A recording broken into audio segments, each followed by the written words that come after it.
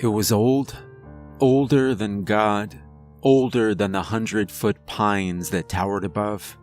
It looked like a submarine hatch, sitting on a low concrete rise planted firmly in the forest floor.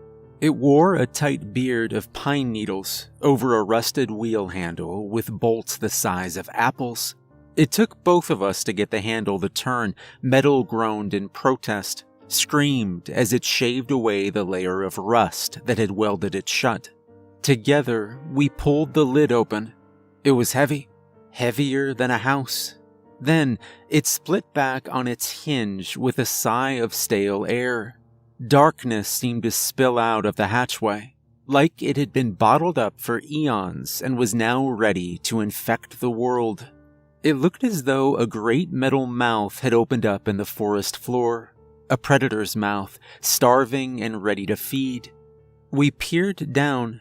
A service ladder of rebar-like rungs descended the dark concrete bore into the great unknown.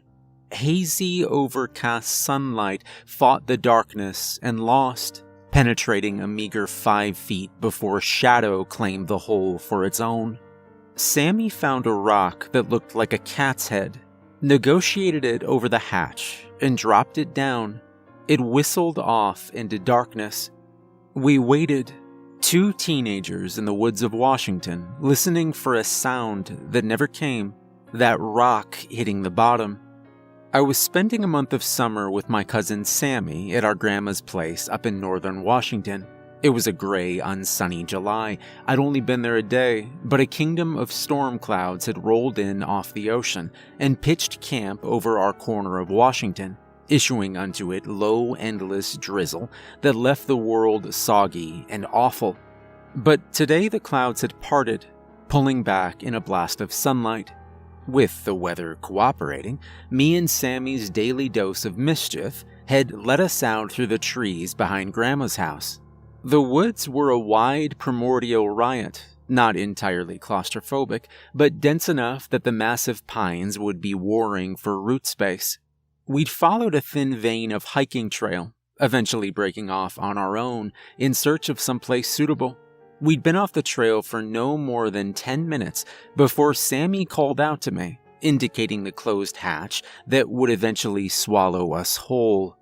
We brushed away a thin skeleton of branches, a great bed of moss, a tangle of brush, to finally unearth the thing that resembled something city workers in bright orange vests might descend to access a gas main, which was odd because it bore no markings to denote its origin, not even warnings with penal codes to dissuade would-be vandals. It was anonymous and disconcerting, like its lack of designation meant it didn't belong. Like it was an interloper. Sammy had asked me something. I looked up at her. "What is it?" she repeated, curious gaze pinned on the hatch. "I don't know," I told her. "I don't know what it is." I knew it was old. Older than God. Older than the 100-foot pines that towered above. The hatch was open, and Sammy wanted to go down. "Come on, Liam," she groaned. "It'll be fun. We'll poke around, take some shots for our feeds." "I'm not on that shit," I shot back. Social media is the death of rational thought. "True," she grumbled, "but what are we supposed to do? Hang out with Grandma all day and watch Rebel Without a Cause with commercials?" I took a long, pensive drag on the stale Winston, not wanting to admit that I was kind of terrified. Not only was I worried about the hatch lid slamming on us, trapping us in, but the thought of climbing down that shadowy ladder, of disappearing into the Earth's dark, quiet belly, made me want to vomit. Luckily, I didn't have to make excuses. It started to rain. "Shit," Sammy hissed as the first spray of drizzle fell in gray sheets. "Help me close it. Don't want it to flood." The rain was a fine mist, nothing more than a sneeze, and I doubted very much if it would flood, but I was more than happy to help her seal off that dark orifice. We did, together, before heading back through the trees, leaving the hatch behind. We were soaked through by the time we made it back to Grandma's. She fixed us up plates of hot lasagna, and we all watched James Dean's Effortless, Cool, and Rebel, with the commercials.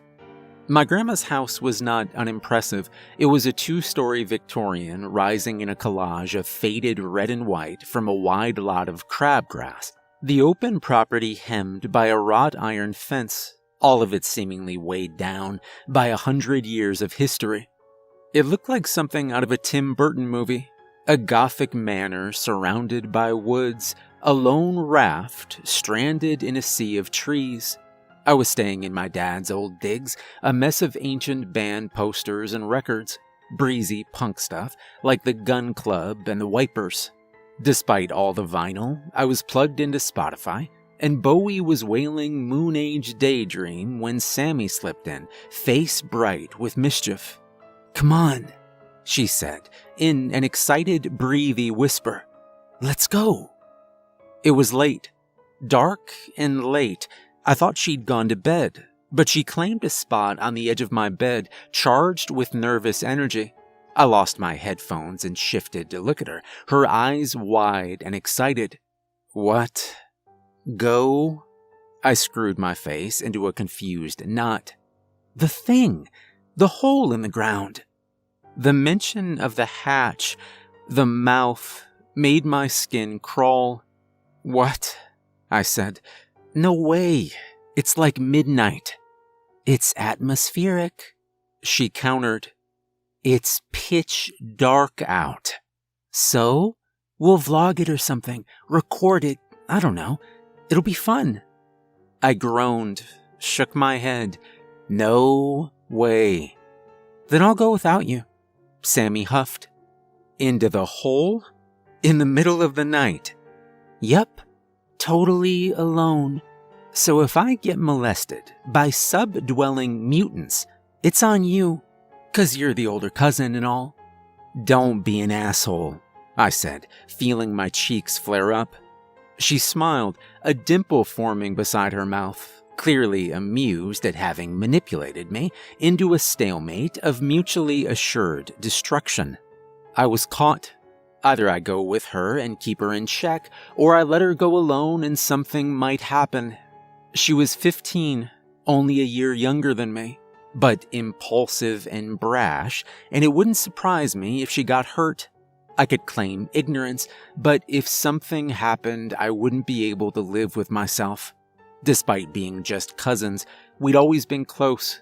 Sammy could drive me up the wall, but I still loved her, and I could see in her eyes that she wouldn't be swayed. I blew another long sigh, pushed myself off the bed, shrugged on my black windbreaker. "Let's get some flashlights," I said. I prayed for rain I knew wouldn't come. The clouds had burned off in the moonlight, leaving the heavens bright and clear.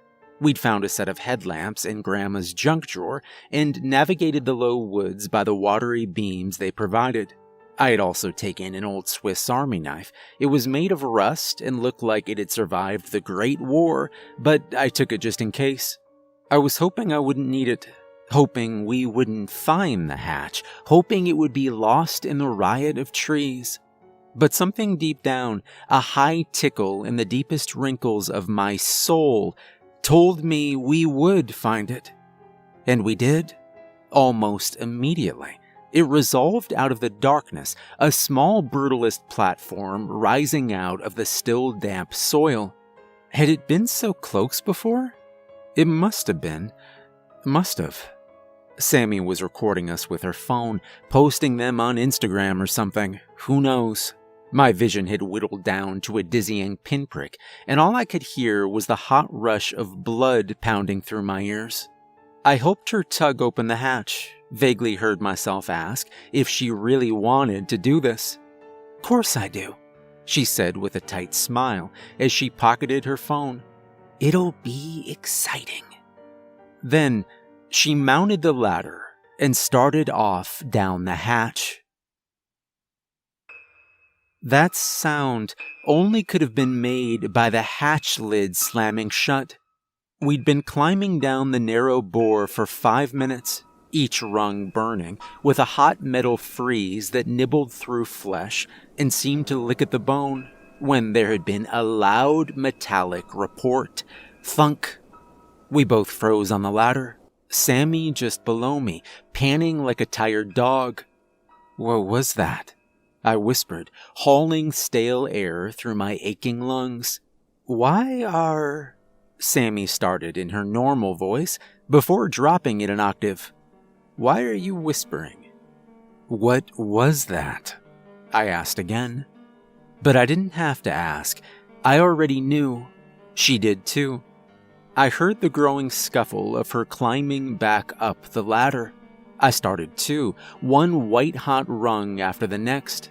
My palms burning, my heart beating its angry fist against my ribs. The climb up was hard. My body seemed to weigh too much, like each limb was encased in lead as I pulled myself up, nearing what I knew I'd find. And I was right. The hatch was closed. I pounded on it, screamed, knowing that the only ones to hear would be us. I chipped away at it with the army knife to no avail. We tried our phones, first mine then Sammy's, pressing the devices to the lid's rough, rusted skin. No reception. Nothing but the mouth, I thought. No one but us. 2 teenagers trapped in an awful ladder with nowhere to go but down.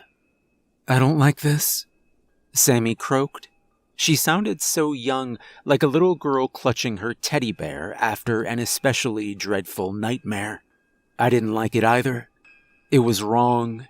It was so wrong. It was a pyramid of rocks. The climb down the ladder had been impossible. Time fell away, shifting into a dull blur that didn't much matter. All that mattered was finding your footing as you lowered yourself down, rung after rung, step after step. It might have been an hour or 10, but a while later, a long while, we hit a wide concrete room. It was about the size of your average backyard. The ceiling low, unblemished spare the circular opening through which the ladder ran. Shadows shifted and danced in black relief as we played our headlights across the dark space.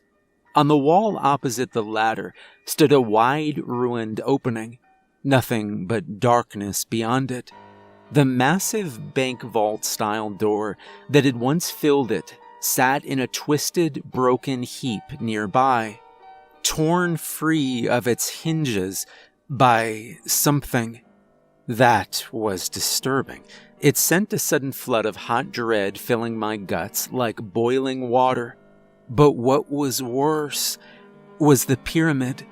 It stood in the center of the room like a shitty roadside art sculpture, a painstaking pyramid fashioned out of countless rocks. I knew where those stones had come from. Sammy did too. They'd been dropped from the above by people like us. Hundreds of them, thousands, sacrificed to the darkness of the earth. The mouth.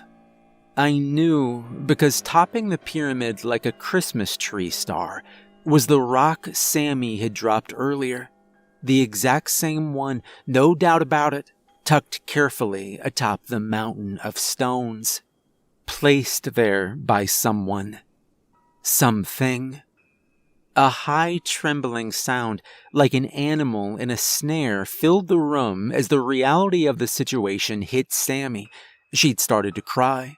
She was losing it, unraveling at the seams, sitting on the floor, knees to her chest, rocking and sobbing and apologizing for bringing me down here. We had to move. My whole body was one big screaming ache, and if we let exhaustion ease its warm blanket over our shoulders, we'd never get going. I sawed air through my lungs and boiled it into authority. We have to go, I said. She sniffled. What? Her voice was nasally. She raised a trembling finger to the cracked entryway across the room. "Through there?" I nodded, struck one of the matches I still had from the cigarettes. The flame wavered, guttered as a breeze tugged at it. "There's a breeze," I said. "Airflow. Another way out." She sniffled, shook her head. No way. I say we wait here, wait for someone to open the hatch." "No one knows we're down here," I reminded her. "No one." "But what if—" she started, looking at the pyramid of rocks. She lowered her voice, a hoarse whisper.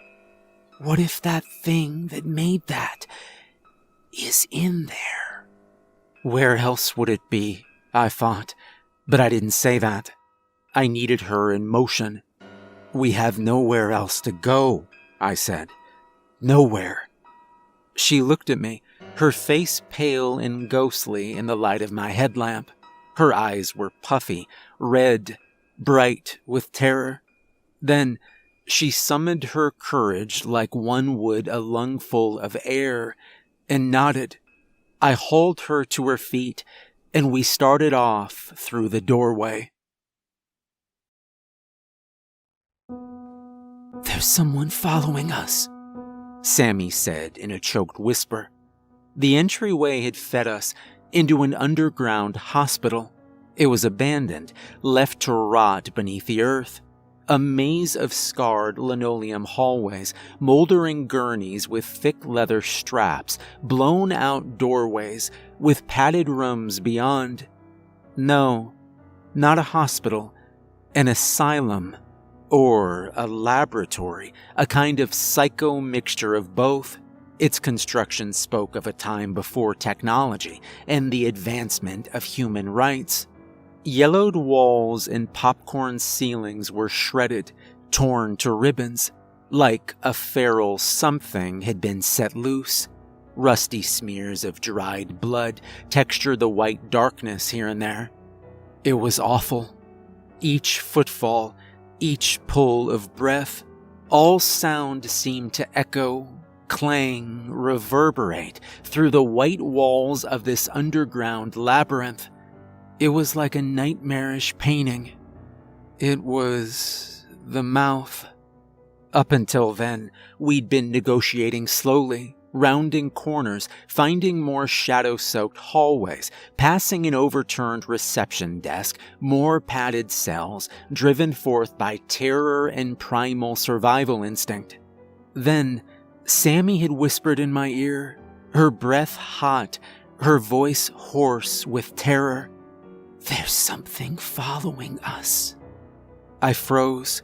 A cold inflection of goosebumps went sprouting up over my body. My lungs were tight, empty of air. My heart was pounding with icy fear. I turned slowly, not wanting to make a sound, afraid that if I did, it might make the someone real. She must have imagined it. There was no one. There was... Then I saw the eyes. 2 dull, milky pinpricks hovering just outside the light of our headlamps. They were head level, higher than head level, unblinking, hovering, and watching. Eyes. Sammy's body was right up against mine.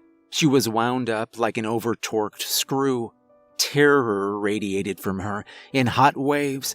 I could feel fear beating through her veins, ka-thump, ka-thump. The eyes moved so suddenly that both of us screamed. They surged forward without any warning, rushed at us, the thing, the something, the awful subdwelling mutant that would devour our hot intestines while we were still shrieking. I saw its crooked, emaciated silhouette, lumbering and lurching towards us, a tall, broken thing, its arms stick-like, and so impossibly thin. Those glowing blind eyes set into a narrow, malformed head, as molded and precise as a canine skull. Then the creature hit our pool of light and the eyeballs popped out of thin air like the light had banished that thing, leaving only 2 marbles which clattered down, hit the floor, bounced, and rolled to our feet. They stared up at us, pale, seeing, and somehow blasphemous. Sammy and I jerked back and bolted like the wind. My cousin screamed and yanked me back just as solid ground dropped out beneath me. We'd been in a blind rush, a blur of hallways scrolling by, passing padded cells with shadows that moved within them, when the floor had suddenly stopped being. Sammy grabbed my shirt and jerked me back just as I went tumbling out over the sudden chasm. After a gut-wrenching sound of uncertainty, I found myself on solid ground, looking down at the vast, empty nothingness. There was a 20-foot canyon separating the side from the other, a thin, splintery plank board running across it. It looked like someone had shoveled out a massive crude pit in the hallway of the underground nightmare. We peered down, hauling air through broken lungs, hearts pounding, not sure what we were seeing. A solid knot of arms and legs, interwoven and laced together, filled out the bottom of the abyss. They were gray, broken, decayed. Torn flesh hung from bone, massive boils filled with hot pus textured rotting skin. But this wasn't a shallow grave, and they weren't the departed. As soon as our light hit them, they slithered apart, breaking away like a hive of snakes under the burning heat of a magnifying glass. Dreadful heads, pained and drawn in agony, recoiled from the light, broken human-like things, forcing themselves off into shadow to reclaim what little salvation they had. They hissed and moaned and chuckled with insane humor, like condemned souls cast from heaven, forever banished to this pit of darkness for an existence of raw pain. "Oh my God," Sammy croaked. "Oh my God." But there was no God in this place. It was a great blasphemy, born from the sin of the unrighteous. It was awesome and awful. It was... A low sound came from behind us, tucked into the cacophony of torment. Sammy didn't hear it, too taken with the pit of the damned. I slowly turned, my heart fluttering with icy dread, my stomach knotting in on itself. But the hallway behind us was empty. I blew a relieved sigh.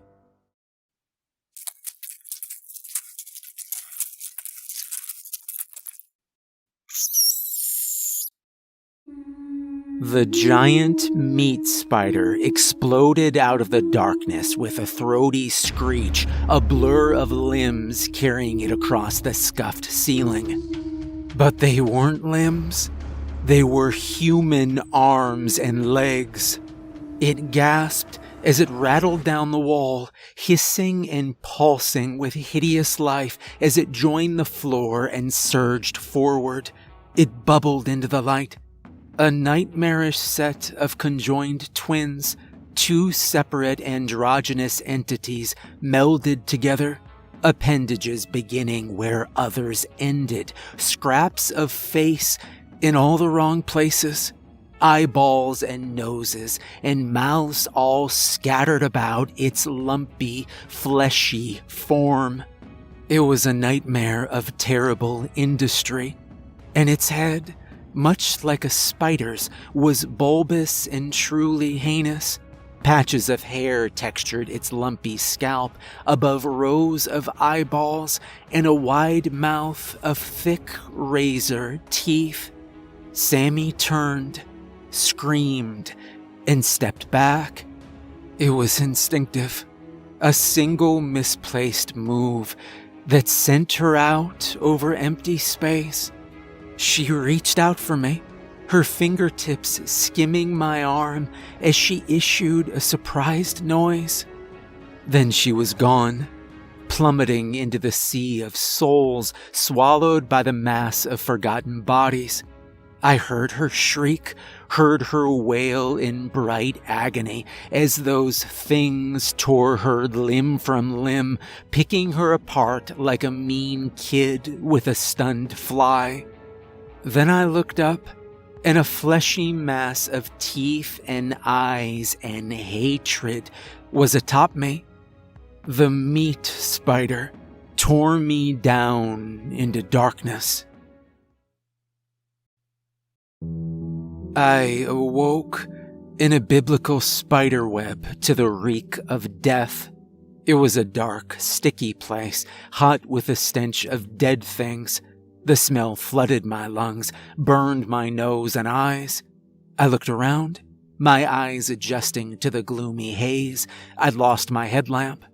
Fibrous white nets resolved out of the darkness, stretching to and fro like an entropic masterpiece, all of it seemingly random and oddly beautiful in its precision. An incredible tapestry of psycho nature. Massive cocooned lumps textured the space, scattered throughout the nest like sleeping beauties. They were prey. And so was I. I couldn't move. I was melded to a wall of webbing by a spray of fiber, not entirely cocooned, but imprisoned in a straitjacket of dreadful string. I tried to scream, but my mouth was gagged with a shred of webbing. I issued a low, muffled shriek, the sound of despair. Then the entire formation began to tremble with a low vibration. I heard a tight hiss, saw a dark shape skitter by. The meat spider mounted the nearest cocoon and tore into it with its terrible human-like arms, craning its lumpy head to suck meat from bone. I heard congested slurping, things tearing, flesh and bone snapping apart. It was feeding, and it would come for me next. I slowly began to struggle, trying to work some slack into my binds, but they held firm. I felt something in my back pocket. I patted it desperately. The Swiss Army knife. I worked it out, popped the blade as the noise of feeding slowed, as the awful meat spider shredded its fill from one of its victims. I eased the rusty blade through the webbing and began to saw. It was like cutting through canvas. The web behind me instantly began to slacken, splitting apart, losing its tension as... Oh God. Oh no. The meat spider lunged, drenched in still hot blood, moving with that deliberate speed afforded only to creepy crawlies. It was coming for me, arms and legs pumping, its misshapen form throbbing with terrible heat. I worked the Swiss Army knife harder, faster, hacking away blindly, hatcheting apart the web holding me captive. And I could smell it. Oh God, the reek of ancient rot, of things dead and decayed, and hate. And it was here. Oh God, it was here. The meat spider lunged. For a terrifying instant, all I saw were eyes and teeth. There was a horrible intelligence in those eyes, an awful cunning that reminded me so much of the dead-eyed stare of serial killers in court. Then the web split beneath me, and I fell. I was tumbling down, plummeting like a stone, the ground black and solid and rushing towards me. It slammed into me like a freight train, and I crumpled like a bird. It wasn't solid ground. It was an angry rush of water, A river tumbled and heaved through a rocky canyon. The rapids frothed like a rabid dog, whipping me around like a rag doll in the hands of a brat. I snapped this way and that, barking my arms and legs and brain off lips of rock that seemed to bite out at me. Water that reeked of rotten gasoline and the thousands of dead things it had washed away flooded my mouth, filled my lungs. I choked and fought and tumbled downstream until blackness expanded. I awoke in a drain pipe to the first light of dawn. It painted strange shapes on the curved concrete bore in which I was delivered. I folded over and vomited a warm spray of water. A thin trickle ran from the darkness of the pipe, issuing through my hands, hair, flushing me with sobriety. That darkness repulsed me, made my skin ache and crawl. I staggered towards the light, fought my way out into a rocky shore. Seagulls were honking angrily, fighting over a scrap of meat on the beach. Other seabirds twisted through the foggy air above gray waters. The ocean heaved at my feet. I looked up at the sky and cried. A trucker found me, limping along the highway like an abused dog. I didn't struggle when he dragged me to the car. I collapsed limply into his arms and let myself be taken. He rushed me to the nearest hospital. I found out I was 80 miles from Grandma's. I'm in a sterile white place now, a hospital that reminds me so much of that underground nightmare of things that should never see the light of day.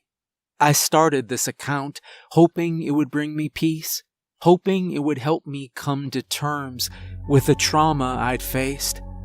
It hasn't helped at all.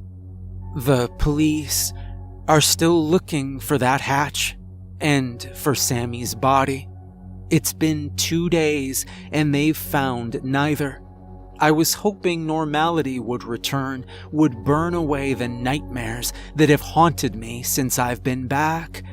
But it hasn't. When I shut my eyes, I see things I'd seen out of the corner of my eyes in those padded rooms. Unspeakable horrors that belong not in this world, but in a place far beyond it. God save them. It's an empty platitude, but it's all I can offer. God save them.